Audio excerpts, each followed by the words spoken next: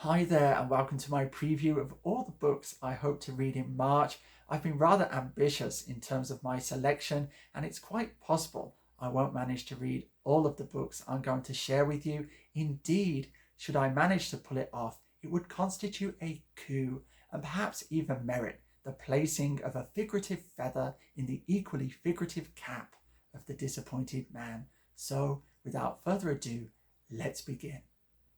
So firstly, for my series on Thomas Bernhard, I'm reading one of his works each month, and in March it's the turn of The Loser, one of his best, which centres on the Canadian concert pianist Glenn Gould. I don't have a physical copy to wave at the camera, but I'm picking up a copy from the University Library on Tuesday.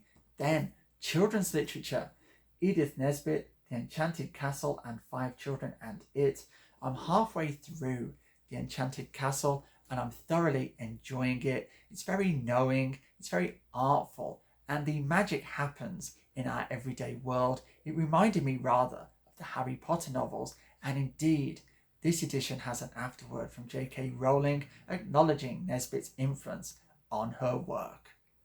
Next we have Shakespeare. Now in February I read his 12th Night, which was wonderful, and this month I'll be reading The Winter's Tale. Now the eagle-eyed among you may recognise this edition from one of my previous videos where I noted its extraordinary artwork, featuring as it does a likeness of the late Susan Sontag, apparently running for a seat in the US Senate here.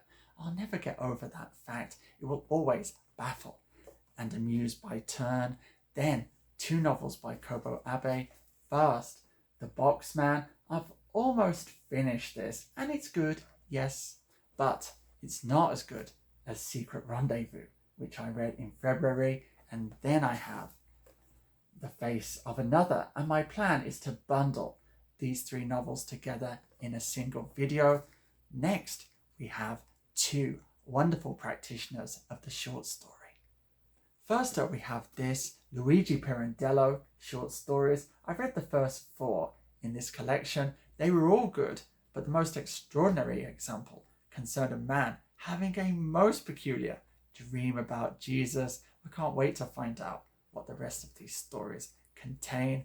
Then we have one of the foremost exponents of the short story form.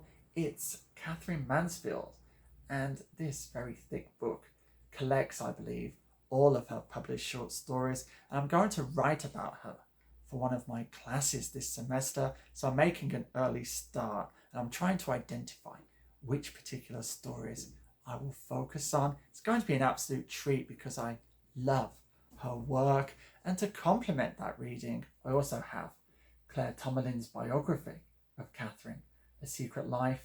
Tomalin also wrote a superb biography of Dickens. I hope this one is just as good. Then some literary theory, and we're almost done.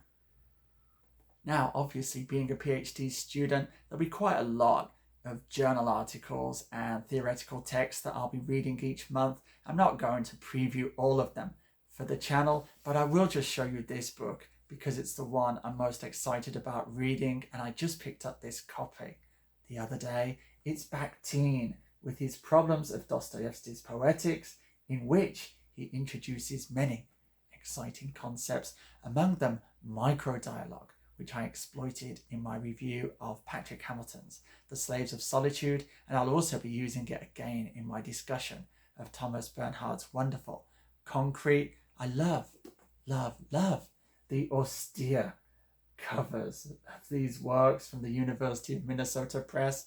This is an absolutely pristine copy. I will not be defacing it.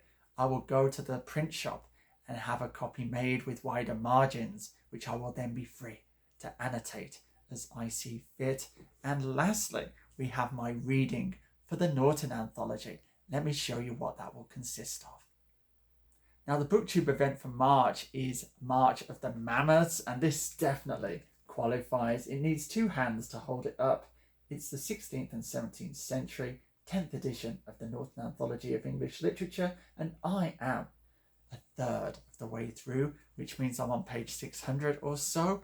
And this month's reading will be Elizabethan Voyages of Exploration and Christopher Marlowe's poem Hero and Leander. So there you have it, that's all of my reading plans for March.